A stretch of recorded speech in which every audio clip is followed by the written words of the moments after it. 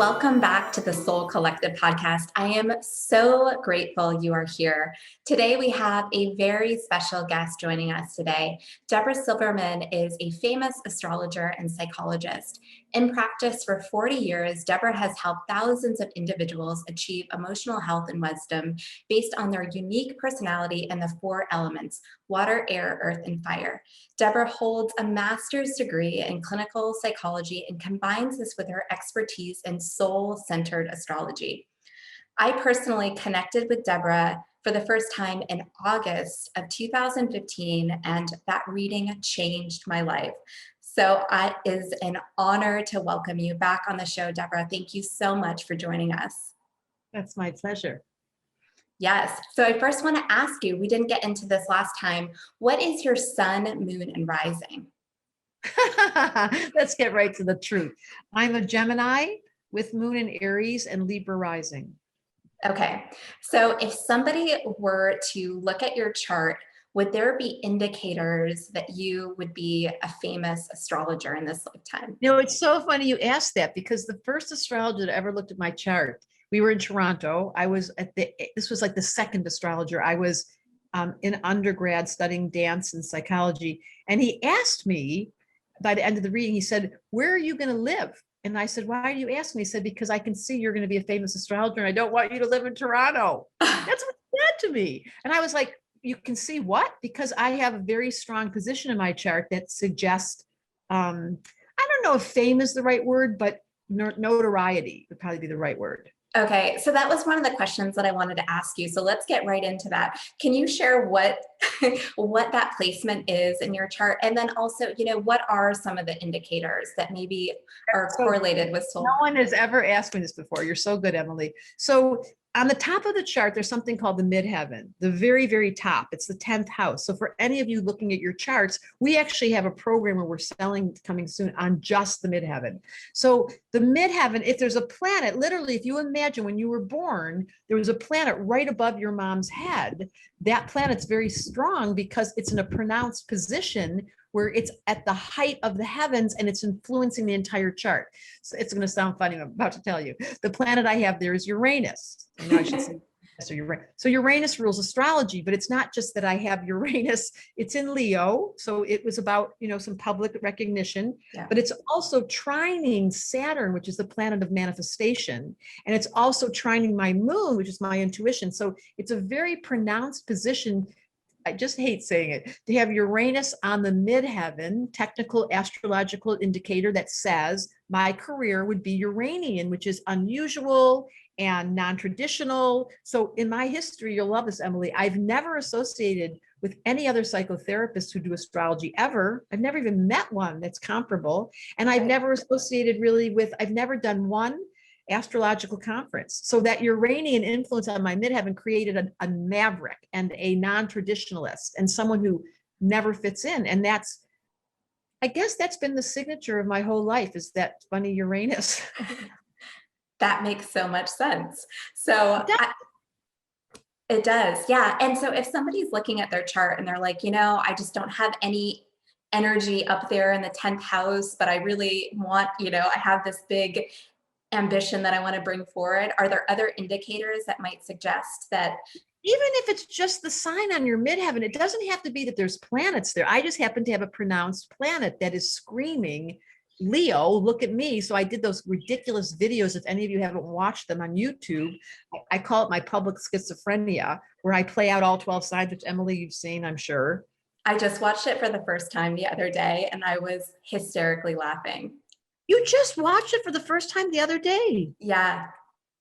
I've watched many of your videos, but those were like gems that I went back to. And you saw me do Virgo, raise your hand if you want to clean. So if you guys go to YouTube and you just put in Deborah Silverman and your sign, Virgo, then up will come a 5-minute video that will have between 200,000 to 500,000 hits each. They're all together. There's 8 million views on those. So if you want to watch just a 5-minute short video where I act like a maniac, but that's what made my claim to fame. Uranus, the planet of technology and the internet, in Leo, this actress, and that was what put me on the map. Yeah, it is like stand-up comedy, you know? You want to hear the craziest thing that I've never told anyone else on air, but my friends know this? You're not going to believe this. I have my grandmother. One grandmother's name was Sarah Silverman. We all know she was a comedian. And the other grandmother's name was Marion Maisels. And if you ever watched that TV show, Marion Maisels was a comedian who got very famous in that television show. So both my grandmothers were comedians in name only. And I went to try to do stand-up and I did a terrible job. I find that hard to believe. You're I so couldn't, funny. no, because I couldn't, I'm only funny when I don't try. I couldn't be funny when they told me what to say. I was like, this is dumb. It's dad jokes. I can only do the funny ones that are in the moment. Oh, I love this so much. So, I mean, since we're talking about you, I want to stay on the subject and just ask what it was like, you know, working with Sting, Madonna, all the celebrities that you've worked with throughout your career. I think part of my Leo midheaven, now you know, Uranus, is I don't really get overwhelmed by power. I feel actually unimpressed by power. I feel really impressed by quality, like you. Like when I meet someone who does something excellent, like you're coming so prepared to this reading and you've come to the session, I'm always impressed. But it's just because someone inherited this clout because of some magical destiny line, I don't get impressed. So that's the first piece. And I think they all know that. Like, I'm like, come on, Sting. I used to say to him, I know your chart. He would play this double air game, double Libra, kind of like, I don't know. And I'd be like, you have so much earth in your chart. This is not going over. You go do it. So I had an uninhibited kind of disarmament program because I could just talk to people without getting caught in their persona by using the chart. And so I've always had access to people with power and I've never really been impressed. I guess people are like, even when they meet me, sometimes they're like, Deborah, I'm like, you guys, honest to God, it's just an image. This is my front. It's my little outfit. I'm wearing an outfit. Don't you worry. Underneath it, I look just like you. It's so funny. I was listening to this interview of you and you were talking about how you ride electronic bike places. And I'm just picturing you with this, you know, massive business. And I know how busy you are just riding this electronic bike. And it warmed my heart. No, that is true. I ride and I play on that bike almost every day. I love it. About So, 10 years. yeah. So I want to go into the elements. You wrote an incredible book, The Missing Element, and you basically suggest that all of us have different characteristics that relate to the elements, and that some of those elements are more pronounced for people, and for some of us, we have elements that may be missing or that we may want to draw those elements out. So I'd love to dive into sort of characteristics of those elements and also the shadow side. Of course. And you did tell me a story, so you really had a deep entrance. That's what that course is all about. It's really going deep into the elements. So water personality types, highly emotional and vulnerable and nonverbal and antisocial and wanting to stay home with their dog and the kids in the house and their favorite slippers. And they feel kind of bad because they're not highly jacked up and charged like a classical outward personality. They're more introverted. And so the shadow of that is they can get alcoholics, drug addicts, they can binge Netflix, they can get lost in their bedroom buying things online. They have a tendency to be secret keepers. You know, that's a shadow. But the high side is they're healers. They have a lot of compassion and they care so much. And they make the best food. You go to a water person's house and you know their fridge is filled with yum yums. And the downside is they eat too much. They indulge too much and they're secretly feeling depressed because they can't find their their mojo. They're like, I lost my juju. So if you're feeling like you don't have water, it means that you've gone numb. You stopped crying. You lost your sensitivity. You don't really care anymore. You feel like you're a little crispy. If you've got too much water, you're indulging and you're getting caught in secrets and hiding. And if you're balanced, you're the nurturer, the mom who says, I need a turn, taking care of me first.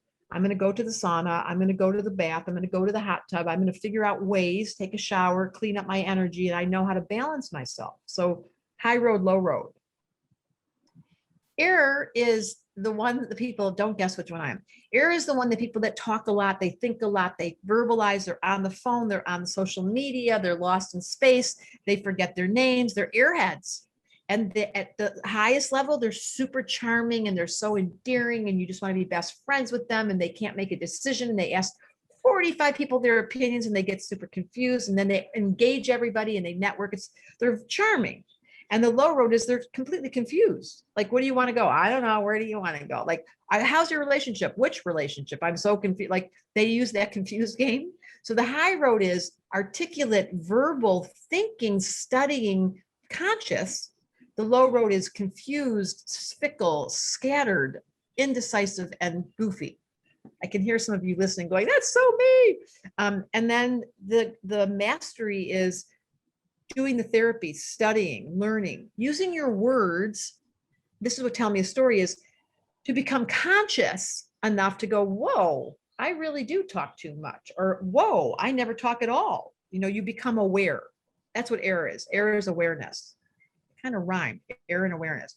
Then the third, I never do that before. Then the third one is earth. This is where we have Emily. These are the practical people, grounded, prepared, organized, critical, judgmental, never good enough, hardworking, totally captured by security and money, wanting the best things, the most expensive things. You can't relate to any of this, can you, Emily? Boring. They think they're boring. They feel like they're duds. They're kind of like flatliners.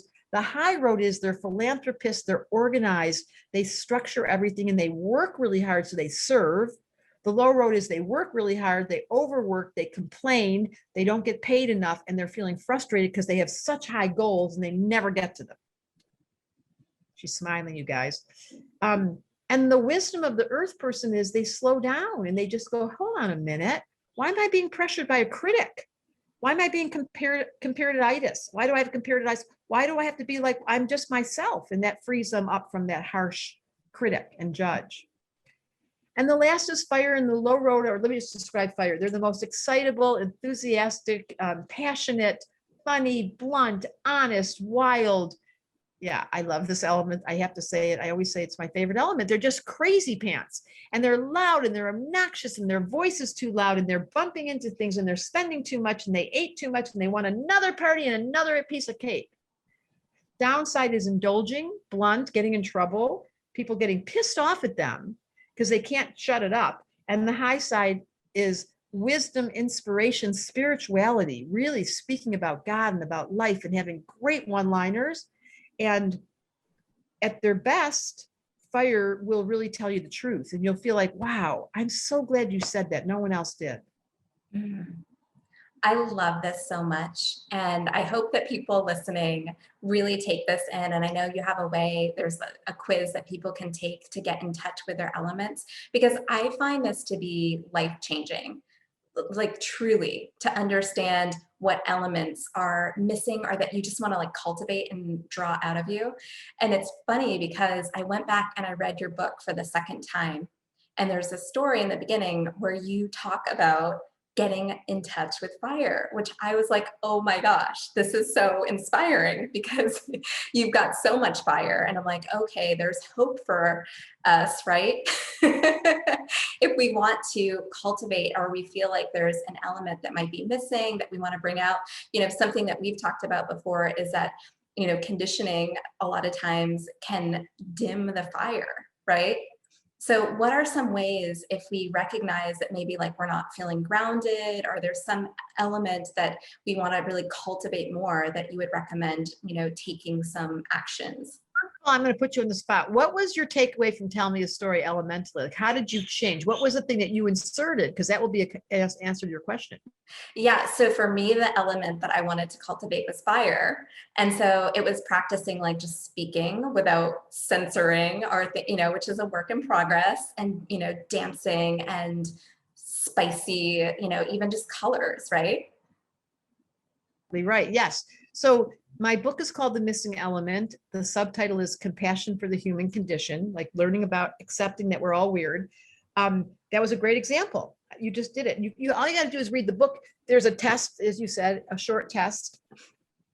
Then you figure out your missing element and you grow it, and life changes. So for Emily, for her to take just deliberately choose to be loud for Emily, or to be rude, like that's so unnatural. The missing element is the one you grow that's unnatural, and the next thing you know, it becomes your gift. I mean, you said it. It happened to me in the book. I had so much fire. The story I always tell is when I was a kid, I collected candles, but I never lit one. And when I came home from college, I remember I was coming home to get the candle. I realized I had never lit it was a symbol that I was too afraid to light my fire. So I grew up with all this fire, but I was self-conscious because I had too much juju as a kid. I was like, you can only imagine. Oh my God. So I was always trying to tone it down. And then when I wrote the book and studied the elements, I was like, you can't tone down what's your nature. You got to it's like me telling you to stop doing earth. Right, right. That's not happening anytime soon.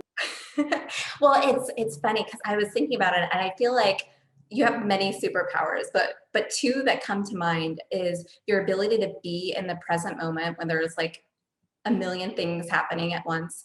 And then your ability to be blunt, like so blunt, but people just love it, Oh my God. I was on Instagram. Did you see the Instagram yesterday? Yeah.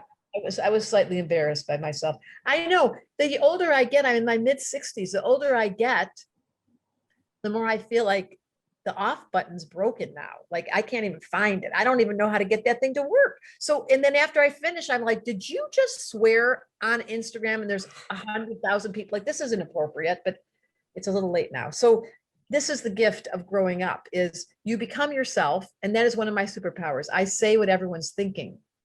And I've come to find out it's both endearing, and if you ask my kids, it's obnoxious. So it depends who you ask. I love it. So I want to move back to soul purpose because this is a question that we get all the time. What are some other indicators in the chart that you would recommend looking at? You're going to hear the birds. The first and simple, because you haven't done level 1 yet, Emily. I am going to make you do level 1 in September. September, yeah, it's on my calendar. Okay, because it's all about Saturn. So you get your life purpose, hello audience, by discovering where your Saturn is, what the lesson is, what the house it's in, what sign it's in. It's not as simple. Like you can start with the elements. So what year were you born, Emily? Did you have Saturn in Earth? I have Saturn in Scorpio in the 3rd house. Perfect. Okay. So we know it's in water. So you just start there. So your life lesson this lifetime is compassion, like really understanding the emotional body of the human, which you're like, oh, I don't want to cry, but you had to learn to cry. So it's the first clue is destiny is not necessarily externalized. What you learn in your chart is there are famous people that I work with who have an outward chart that they came in this life to be publicly seen. But that's not the definition of destiny if you're famous. The definition of destiny is, did you clear up your karma? Did you take care of your childhood wound? Are you dealing with the imprint that you're carrying? Do you have your heart open? And then you look at your chart and go, uh-oh, if I'm being Emily, my Saturn's in Scorpio and water. I'm a little afraid how much things hurt me. I tend to shut down. Uh-oh, wrong answer. You've got to go straight into that water. So that's the answer. You figure out where your Saturn is, what your life lesson is, and you drive straight to it. Wow. And what about the North Node? Do you look at that as well? The North Node is not, everyone always asks that question. It is definitely relevant, but the North Node you only get when you come to study. And of course, we have a school twice a year. That would be in the fall and in the winter. We're starting a new program called CS, Continual Stars. Yes. On the Star University. If any of you want to just sign up for free on the Star University, you can at least get information, small classes rather than the whole 6 weeks where you dive in. These are like, we call it low-hanging fruit, low-hanging stars. Where was I going? There, the North Node. It is, if you're wanting the secret, the North Node is a secret. It's not in your chart. It's not a planet. It doesn't show up as a persona. It's a secret sauce in the back room. Now, will that support your rising sign? Your rising sign is the most important thing. What your rising, oh, sorry, I missed that. The rising sign is your soul, Saturn's your life lesson, and the North Node is your secret sauce. So you want to aim for Saturn in the element, which is your water one, and then your rising is Virgo, yes? So you aim for your rising sign as the ultimate access to your soul. It's called the rising sign or the ascendant because you're supposed to be going towards that. So the short answer is your purpose, which everybody wants to know. You know why everybody wants to know? I was teaching at Esalen many years ago in California, the Esalen Institute, and I had a group of 30 people. We went around the circle and I asked one night, everyone tell me, if you could talk to God, what would you want to ask?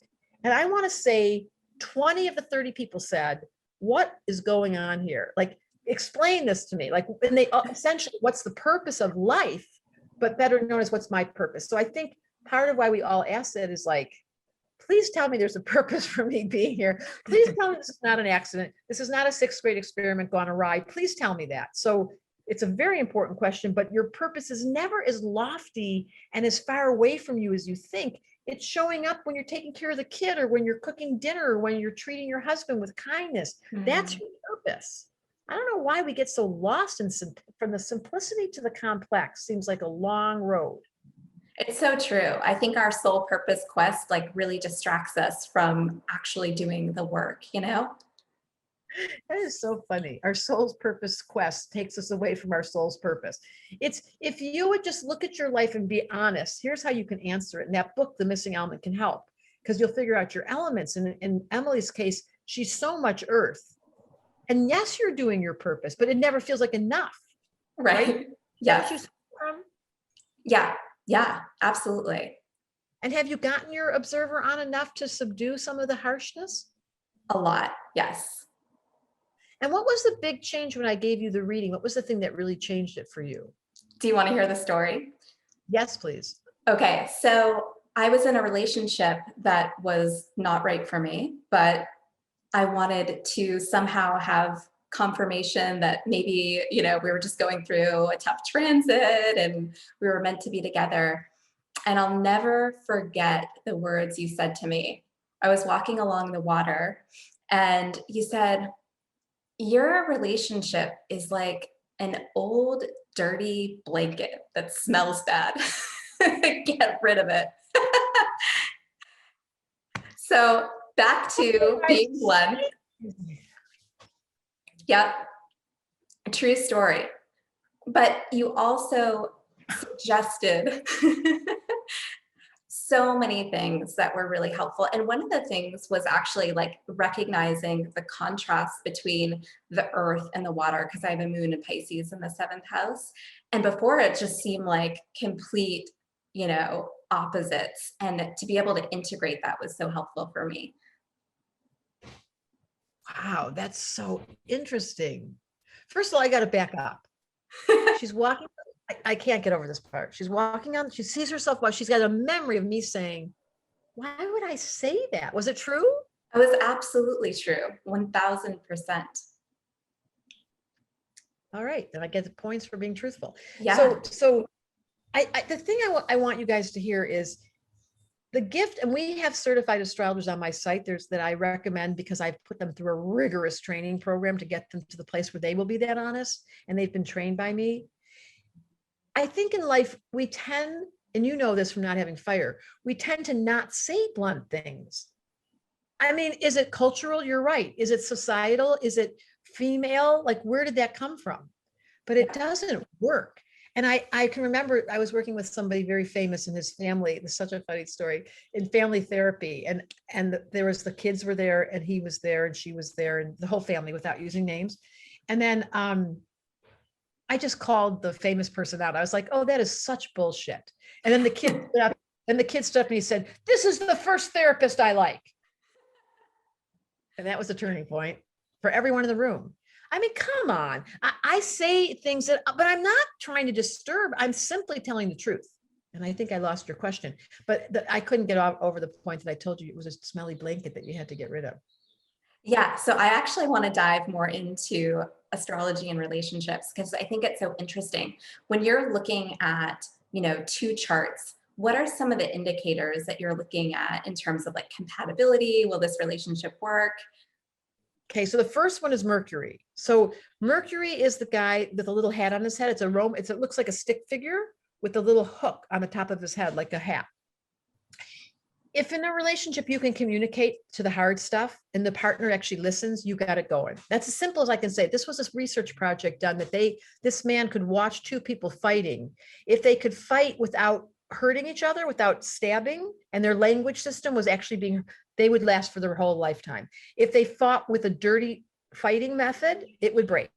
So the question in compatibility is like I've met couples who both have Mercury and fire. So they're both super blunt. They both swear at each other and they think it's totally fine. They finish the conversation. No one even noticed. I'm like, I'm bleeding watching them. Then I've been with couples who they don't talk much, particularly the man, may not talk about, but he'll drop a bomb, a one-liner, and she will absolutely receive it. And she'll be like quietly rather than jumping. And they go into an incredibly interesting, but cryptic conversation, and it works. So you want to ask yourself, when you and your partner bump, what is the mechanism? What is the technology you use to communicate? And if that person's willing to listen and you have a natural, like think of your best friend, that's compatibility. You chose that best friend because you love her or him, because they remind you of some part of you, or you, and then you communicate effortlessly because, okay, you're late. I knew you'd be late because you're always late. And I love that about you, versus you're always late. So it's a quality of compatibility and acceptability because you are compatible on other levels. And Mercury is the first place I look. That would be for intellectual communication, which is everything in relationship. Mm-hmm. Then I look at Mars for sexual compatibility. How do the two Mars get along? And we have 3 or 4 people on our team that just work with couples and synastry. So this is a very important topic. And there are couples who aren't compatible. One loves the windows open, one loves the windows closed, one eats meat, one doesn't eat. Like, uh-oh. Now, so you can look at 2 charts and it would be glaringly obvious. Like you put a triple Taurus with a triple Sag. The Sag is running outside the windows open, the music's on, and Taurus is in the house hiding under the bed. That doesn't get along. What about a balance of elements? Like, do you look for, opposite elements to kind of bring harmony? Because, and I'm going to ask this for a selfish reason, because my husband and I are both like a ton of earth. That's compatible. So here's the answer. In astrology, the same is the most compatible. So if I'm a talker and you're a talker, we got it going on. If I'm an organizer and you're an organizer, we got it going on. So that's simple astrology 101. We call that a trine. 2 people in the same element automatically get along. If it's fire and water, hello, the water just put out the fire and the fire's like, get away from me. So there's elemental compatibility. And here's the big thing, and I see it all the time. If you have no earth in your chart, you're bound to marry a man with earth. If you have no air in your chart, you're bound to marry a woman with lots of air, because they just balance each other out. So interesting. And this is not related necessarily to astrology, but I've heard you talk about this with relationships and like clearing karma so that we're able to like literally jump timelines and move forward into future lifetimes without cords to past relationships. Any recommendations there? It's like the last guy you were with who had the bad blanket. So that's a karmic agreement. You wanted to finish that clearly. One of my biggest things in this lifetime that I practice with all my might is to look behind at a broken relationship and do your clearing with or without that person. You don't need to have dinner with them. You don't even need to write to them. But in your mind, to clear your karma, to prepare for a healthy relationship, make sure everything, there's a holiday in Judaism called Yom Kippur.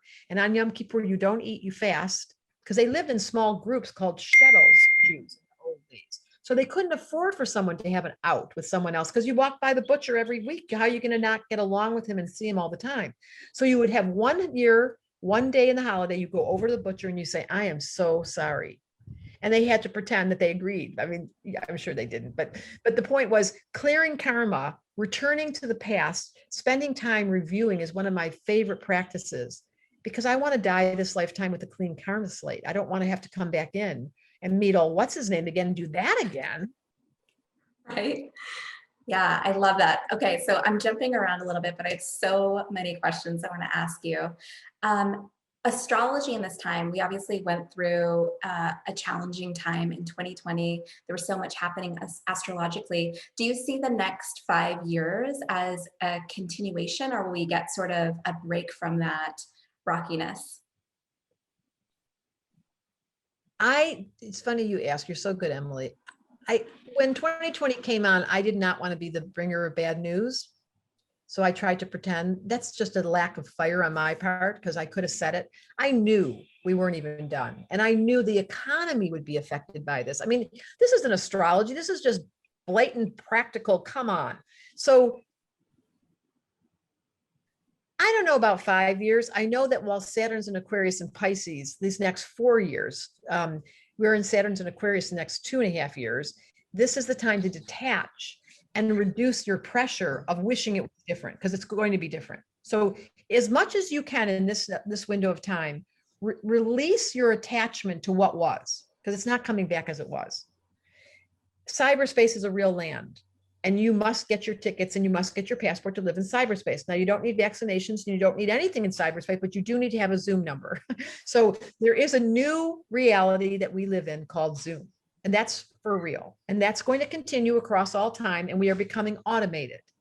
Hate to say it, but it's true.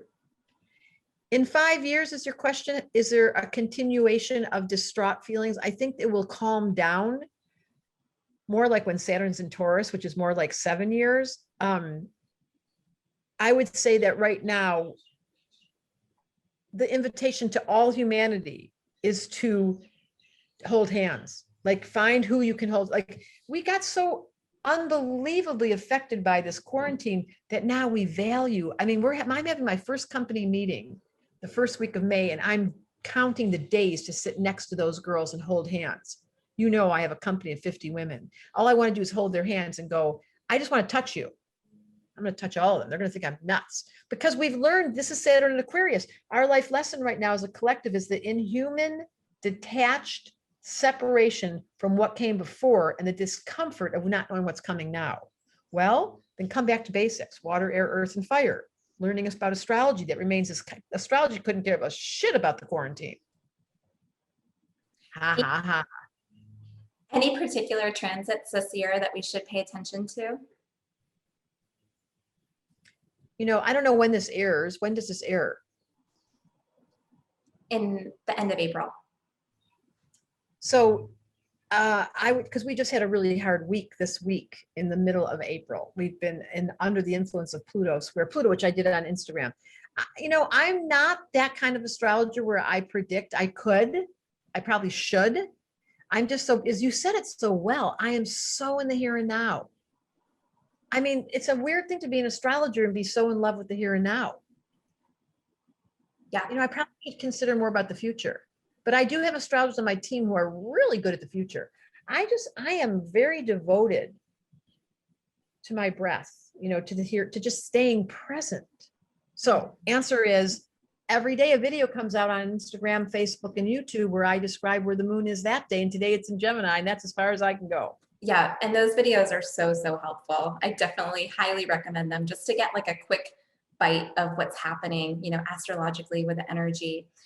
One thing I know that you are very passionate about is really helping people transcend their stories. And, you know, I want to talk to you about that a little bit, because I think it's so interesting. I think that it's really easy for us to get stuck in our stories, our limitations. And this is something that I love about the work that you do, that is really helping people to release some of that stronghold. So I just would want to ask you a little bit more about that and what inspired that. And also, like, what are the things that you notice that really help people to start to let go? Did Tell Me a Story help you let go? It did. It was profoundly helpful. Yeah, that's what Tell Me a Story, you guys, is a writing class. It happens every month. I'm teaching it myself, and there's a wait list for people to sign up. So 10 people in a room, we write the story, and it's exactly what you're asking. Everyone comes in with karma. It's the nature of the beast. You can't come here without being stupid and crazy. I mean, as soon as you get to the front gates and they're like, you want to go where? Like, are you crazy? Like, you don't understand. You're going to be so confused. We're going to push you over the edge. It's a circle, by the way. You can't get off until you're done. So it's a one-way seat, one-way ticket. And by the way, so confusing. We're like, I want to go. I want to. Oh my God. 7.5 billion people later. Transcending the story is, yes, let's be clear. You come in with this suitcase, like a backpack full of rocks. And some people have these really heavy backpacks, which apparently I don't like heavy back, but I came in with one, took it all off, got to pack the rocks. And that's what Telling Me a Story does. It helps release the story and give you back to the elements so you can figure out how to transcend. But this is the most important question you've asked me yet. If you identify with your story, It's so funny. I'm going to use an example. I have a really good friend here on Hawaii who's a big, giant, authentic Hawaiian man, like one of those really big ones. And I'm this little Jewish girl. And we have this crazy connection. And I always say to him, I don't know why I look like a little Jewish girl and you look like a big Hawaiian. Like, that's not who we are. Get out of this outfit. But we can't get the outfit to come off. So this is the transcending of the story. The story sticks to you. I look like a little Jewish girl. I got this little, Deborah Silverman title. I'm an astrologer, but that's not who I really am. That's the story I'm carrying this life to be able to facilitate the evolution of the species, which is why you incarnated in the first place. Everybody came down here with one intention. How can I help?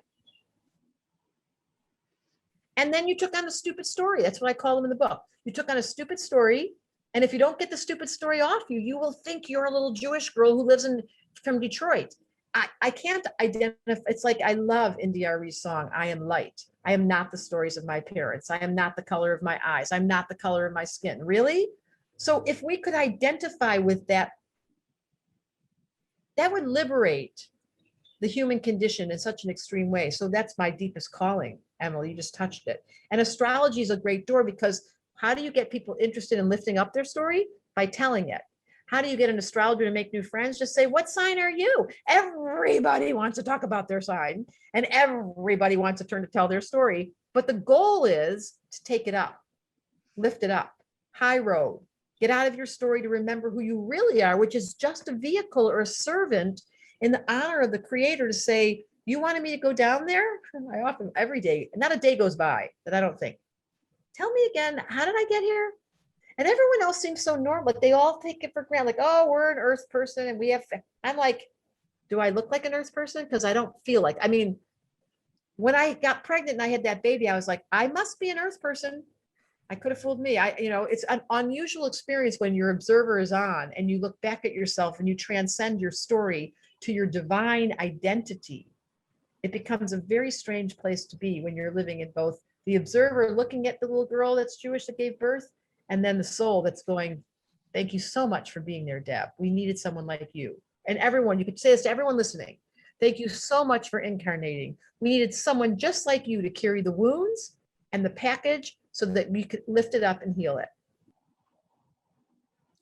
Yeah, I think that there's something so powerful about being witnessed in your most vulnerable state, that allows you to like really surrender and let go of some of that.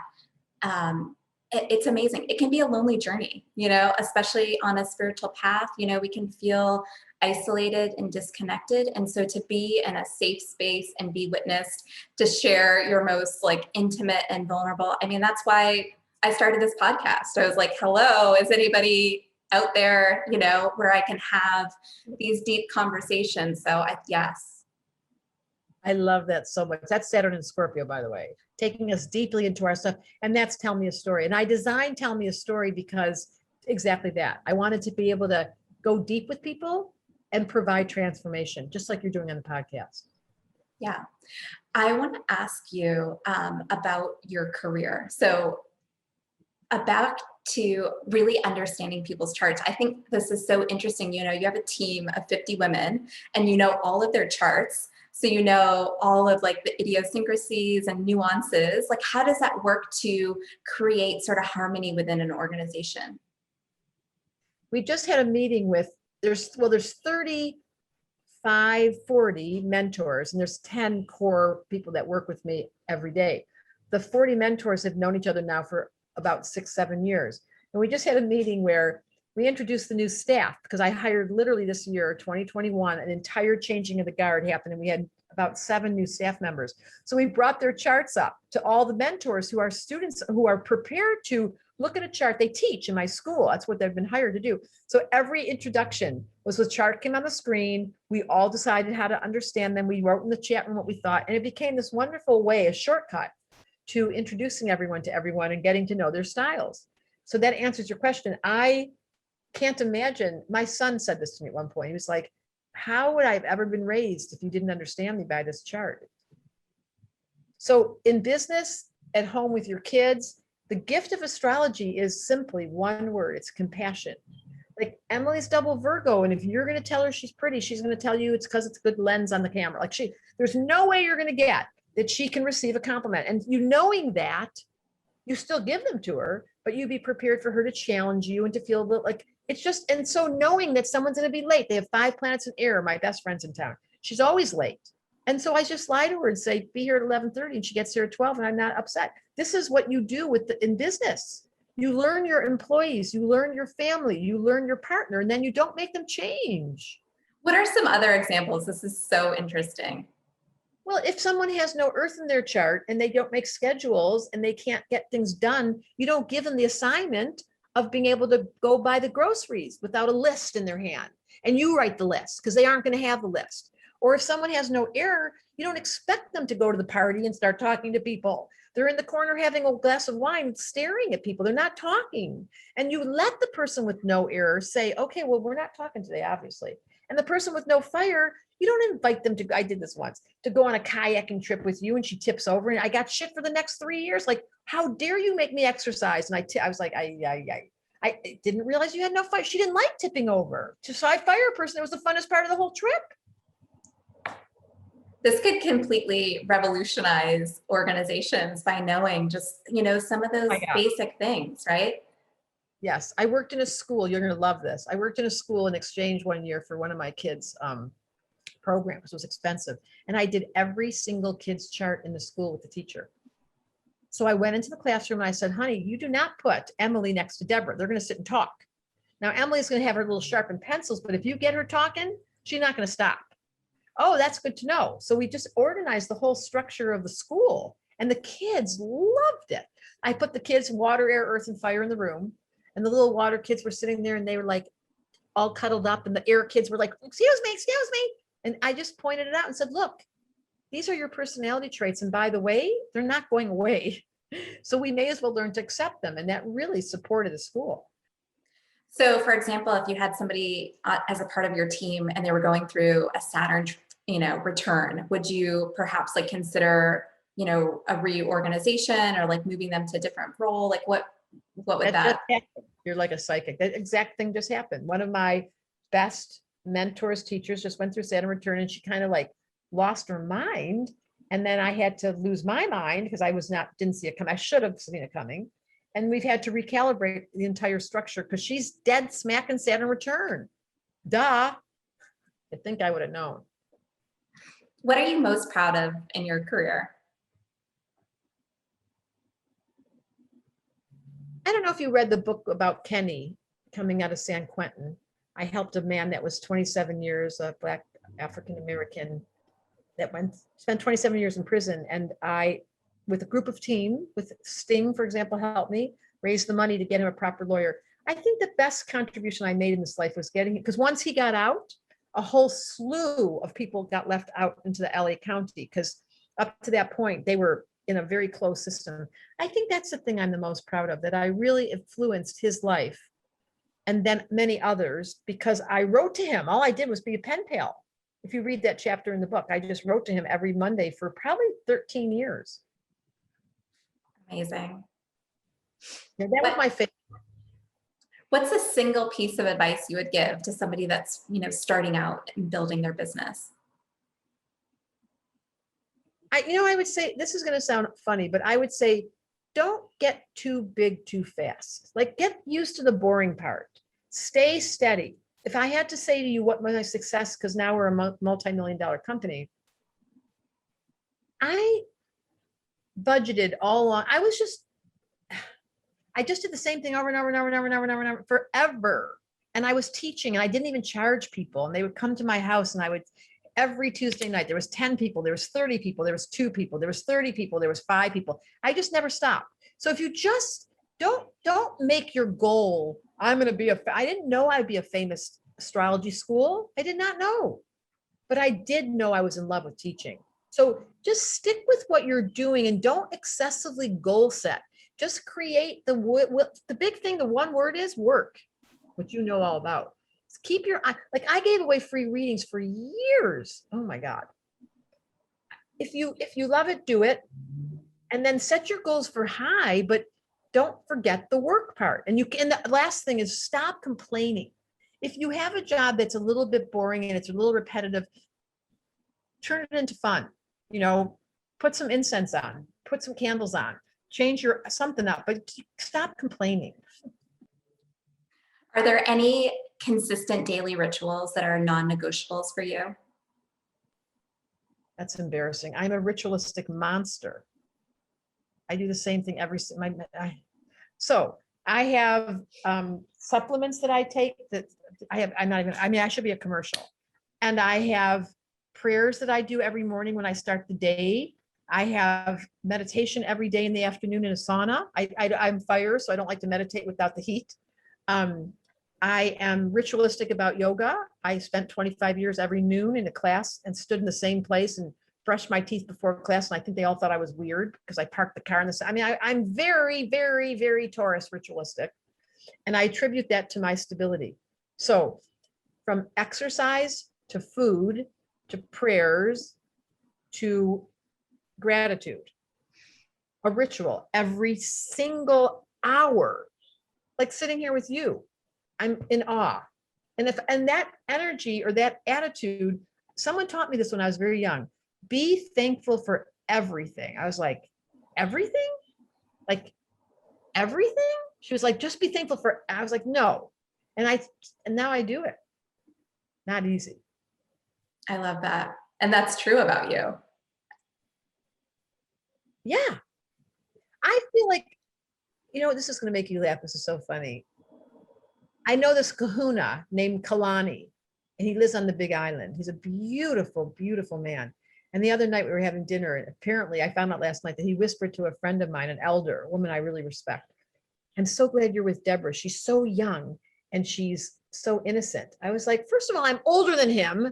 How about that? Like, excuse me. And I'm so young. What are you talking? And then she was laughing when she told me, I said, what he meant to say was, I'd never lost.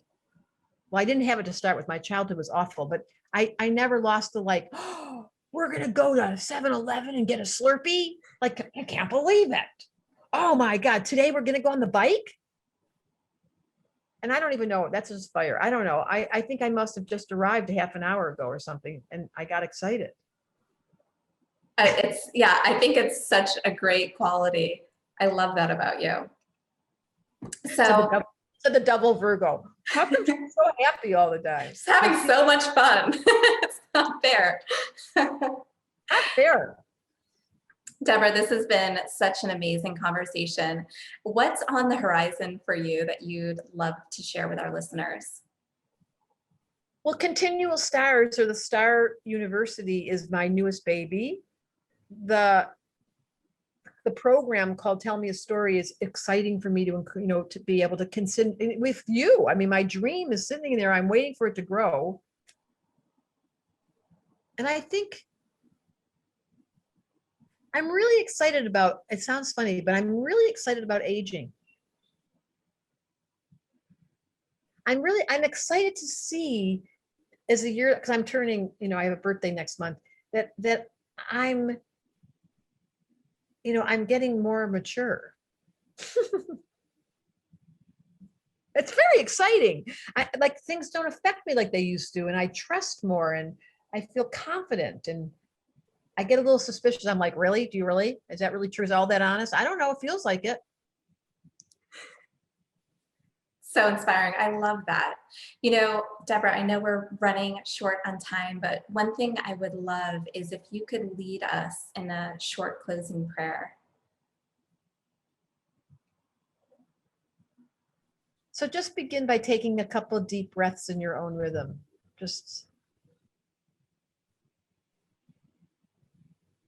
And my prayer is, may you all find the child that lies inside of you waiting for release and permission to be your real self without inhibition, harmless, guileless, innocent. May you return to the part of yourself that you left behind and bring it back forward, because it gives you back to this lovely life that's waiting for you to eat it up. But it requires you to decide that, yes, I too deserve to take this life on, to find my chart, to be my unique self with no inhibition. And in doing so, I calmly with a deep breath. Let's do a deep breath together. Can slow down time, find my comfort, and return to my purpose. It's so simple. It's already happening. And so it is. Aho.